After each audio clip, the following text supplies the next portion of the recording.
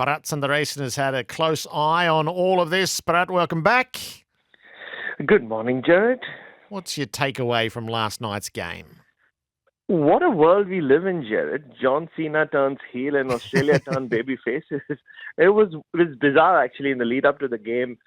Felt like anyone who wasn't an Indian fan, probably even some of the English, wanted Australia to beat evil India and make sure that the final goes to Pakistan.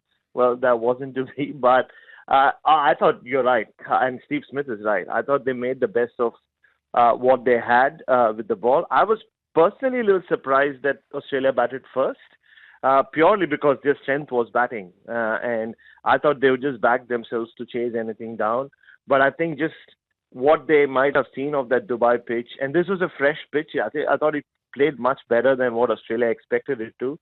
Or I think they might well have decided to chase because the pitch stayed true for pretty much most of the game. Obviously, India were going to go in with four spinners.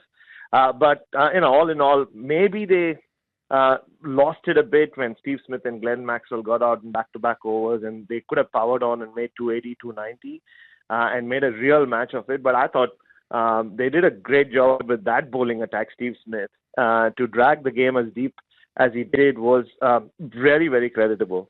Yes, we're absolutely aligned there. As Smith was 73 and he missed a full toss from Shami, who got bowled. Australia's hope was that he would make the defining century, and that's probably 20 more runs, and that would have had it right on a knife's edge. And the other side of it is the other great. Virat Kohli makes 84 just steady as she goes to put India within reach of the target. I know it's blasphemous in India to say call anyone but Tendulkar the best one-day batter, but how can you argue against Virat Kohli, right, Gerard? I mean, the era he's played in as well, over 14,000 runs now, and nearly 8,000 of those, or more than 8,000 of those have come in run chases. He just gets it. He's like a human calculator. Someone called him on commentary yesterday. It's a masterclass the way he does it. And I thought it was a nice game of chess between him and Steve Smith, his old adversary, because Steve Smith kept changing his bowlers. And it was a case of how he uses Adam Zampa, wasn't it? And he kept going to him 2 overs here, 3 overs there. But Virat Kohli just manipulated the field, and every time they brought the field in, he went over the top. If anything, his dismissal came from nowhere because KL Rahul had taken over, and you could see it in KL Rahul's body language. You could hear him in Hindi say, "I was playing the shots anyway. Where did that come from?" So apart from that, it was just Kohli at his peak run chasing best.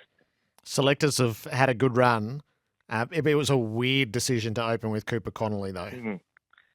It was. I really thought it was. I think it was mainly to do with his bowling, and they didn't know where else they could fit him in.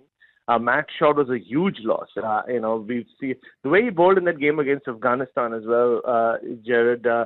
You knew the moment he was injured, and he seemed in good batting form as well. It was a really big loss, which also tells you about how quickly he's grown into being an integral member of this white ball side for Australia. We all thought it would be Jake Fraser-McGurk, but clearly. Again, I think it's just a reading of the pitch from what they might have seen from Pakistan, and it goes back to just the strangeness of this tournament itself, right? I think we spoke about it before it began, Gerard. Two very different, conditions that we were going to see in Pakistan and in Dubai, and probably that's what led to them going in with Cooper Connolly. But Mohammad Shami made him look very, very. You felt for Cooper Connolly in that first 2 or 3 overs, didn't you? Yes, and it was one of those really awful moments where you just needed him to get out of the way. Yeah.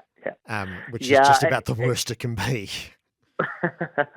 I know. Look, but who knows if Glenn Maxwell holds on to that catch, he would have got 2 huge wickets in Rohit and Virat, and things could have ended up differently. But India just have so much might. There's been so much talk of, like I said, heel India and the conditions and them not traveling.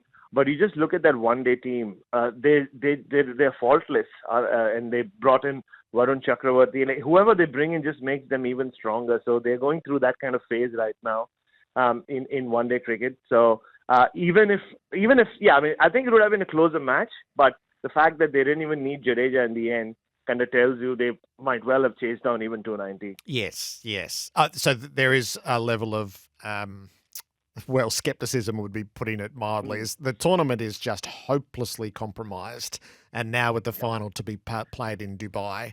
So there was some good cricket through the middle of it, which started to draw me in. But when you take that step back, this is a nonsense from start to finish. It is, and the moment, in fact, like not even now, going back 3 years when they announced that this Champions Trophy was going to be in Pakistan. I remember being there for that Test series in 2022, and that's when it had become official. I couldn't see a world in which India would go to Pakistan, and it would have ended up in this fashion. I guess Sri Lanka would have made a bit more sense. At least India would have had to travel a bit around Sri Lanka. But once it was, we're playing it in Dubai and we're not moving anywhere. You could the writing was on the wall. This is the only way it was going to end up, which is why I think it was kind of fascinating to see just for one night only Australia being backed by so many teams and so many fans from around the world. But yeah, I mean, I don't know how. Like even say if India go on and win this, great. I mean, they have another ICC trophy.